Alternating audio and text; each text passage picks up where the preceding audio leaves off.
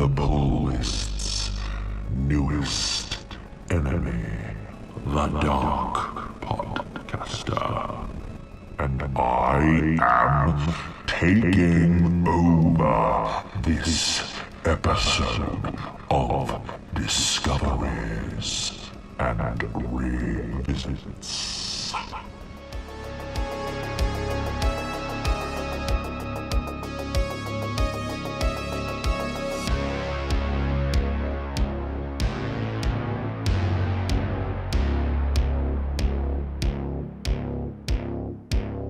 I will take you on a dark journey through 4 reviews of the macabre and the horrifying. Come with me now to our first listener's discovery, if you dare. Good morning.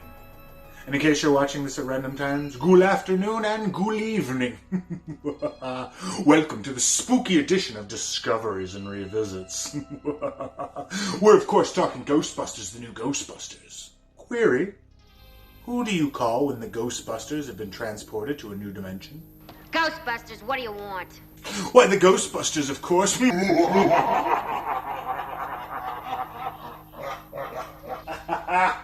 I'm sorry, I was told there would be a lightning effect there that would really, accentuate the spookiness of the thing that I said. Ooh, this isn't going well. I'm your host, Pistol Danger, and join me as we talk Ghostbusters, the new Ghostbusters. Some old faces return with some new roles. I'm talking, of course, Janine Melnitz, Kylie Griffith, Melanie Ortiz, and Ryan Alexander, our new Ghostbusters. Some old faces come back. Yano returns from Ghostbusters 2. And really it's a story of these new Ghostbusters finding themselves in a world without Ghostbusters as they are forced to accept the role. And Walter Peck takes a complete advantage of the situation, as he is to do. Now, he doesn't like the Ghostbusters, but what he does like is his job. And he makes sure that his job goes off without a hitch.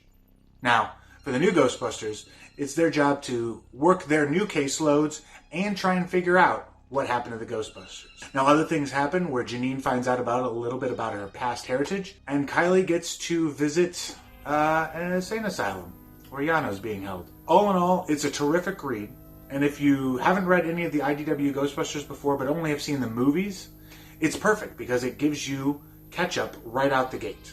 It lets you know who these new characters are, and then it lets you know what's about to happen. It's a great way to start into the new IDW verse if you don't want to read back through a lot of the old stuff and just want to get caught up with something in the middle. Ghostbusters The New Ghostbusters is terrific, and I cannot recommend it or the IDW series by Eric Burnham enough. Let's get back to the spooky stuff With your next host.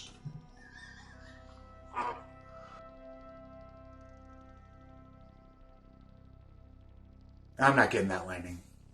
Son of a...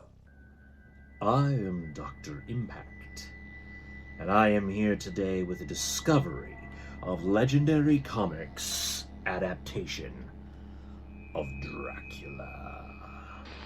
I am Dracula. So why would a self-proclaimed non-vampire fan read a graphic novel adaptation of Dracula?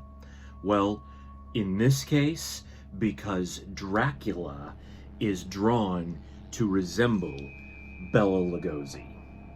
Now, if anyone has ever seen the original 1931 Universal Monsters movie Dracula starring Bela Lugosi, you will know that it's not exactly like the book.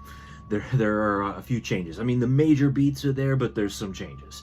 And primarily that's because the film is based on a very popular stage play at the time that Lugosi originally starred in. With this graphic novel, Legendary Comics and the production team behind the book actually reached out to the Lugosi family estate and got their cooperation in making sure that the Count looked like Lugosi throughout the book. I would think at this point in time most people know the story of Dracula. I'm not going to go into a story breakdown of this graphic novel with you guys because I think we all kind of know what that is. So what I will say, I'll jump straight to probably my favorite thing about the book, and that is the art. Because again, I'm not a big vampire fan. I mean, obviously I love the novel Dracula and I love the story of Dracula, but it's the art, the fact that the Count looks like Lugosi. It's so cool to see what a Dracula film would have looked like had Lugosi been able to do the film the way the book was written. The big selling point here is just the art, and I want to make sure that I hit home.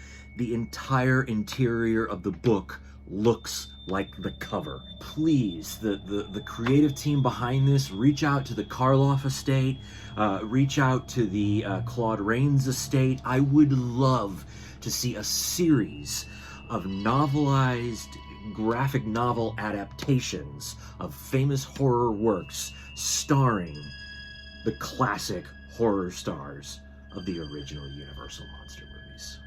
That has been my Halloween discovery of Bram Stoker's Dracula, starring Bela Lugosi from Legendary Comics. Now, let's send it over to our next lister's horrifying review. Hey listers, Dragonus Prime here, coming at you with my Halloween revisit, and this year I am suggesting Batman The Long Halloween. So on Long Halloween, there's a person going around committing a bunch of murders on holidays, like April Fool's Day, Father's Day, Mother's Day, Christmas, and of course, Halloween. Now, the media has dubbed this killer Holiday. Being that they're doing these killings in Gotham, naturally it has attracted the attention of the Dark Knight, and he is on the case to find it. With the help of Jim Gordon and District Attorney Harvey Dent, Batman is going to try to bring this killer to justice. But there's a few twists in there as everyone starts accusing each other of who Holiday really is. One of my favorite things about this is the story. This is by far one of the best detective stories in a Batman comic to date. In fact, you'll see a lot of inspiration for this in stories like The Dark Knight, or even the new upcoming The Batman film, as well as there is the animated adaptation two-parter that just recently came out. Do you know what my people call this past year? The Long Halloween. So the other thing that I really love about this book, aside from Tim Sale's gorgeous art, is when after Holiday makes a kill, at the murder scene, he leaves a little, holiday-themed item. And these pages are all in black and white, except for that one item is in color. It's just so strikingly beautiful. I've read this book 4, 5, 6, 7, I lost count. I think I've read it more times than I got fingers and toes. As for that new one-shot coming out, the comic shop may just see Dragonus Prime stopping in for a visit. This is Dragonus Prime, and this has been my revisit on The Long Halloween. And you know what? I think I'm going to go back now and reread Dark Victory and Haunted Night just because I love Tim Sale and Jeff Loeb together. Now, off to the next lister. Hey guys, Smurfy here with a very special Halloween discovery. DCeased Unkillables. Deceased. Deceased. In DCeased Unkillables, the plot is you have your B squadron of villains or anti-heroes trying to survive in a world gone crazy with zombies. If you've read Marvel Zombies, it's kind of the same thing, but this is following the DCeased story where the anti-life equation gets released upon the world. Our heroes are gone, we don't know where they are, so these villains and anti-heroes decide we need to band together to survive. Hey guys, the one thing that I really love about this book is it is actually being told as like a story by a narrator, and you don't find out who that narrator is until the end. So you're kind of assuming it's coming from a certain character, and then you're like, oh, that character gets bumped off, or stops talking, or something happens to him, and you're like, well, it can't be that guy, and you don't find out who it is till the very, very end.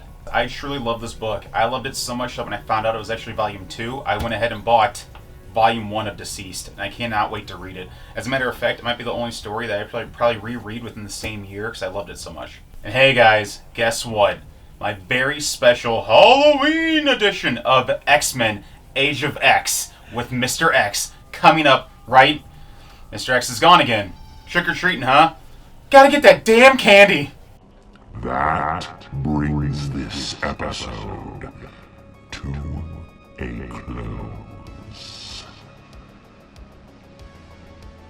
We'll see you next week. Maybe.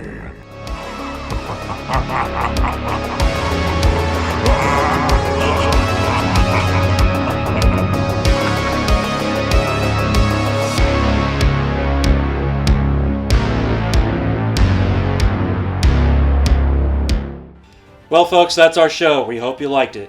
And don't forget to like, subscribe, and share the My Big Fat Pull List YouTube channel so you don't miss another episode of one of our shows. And don't forget, we have a podcast.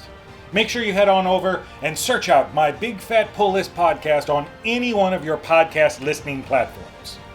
And help us keep the lights on by heading on over to www.patreon.com/My Big Fat Pull List. And you'll know that you can get any one of these amazing shirts right there. Also, hit us up on all of our social media, Facebook, Twitter, and Instagram.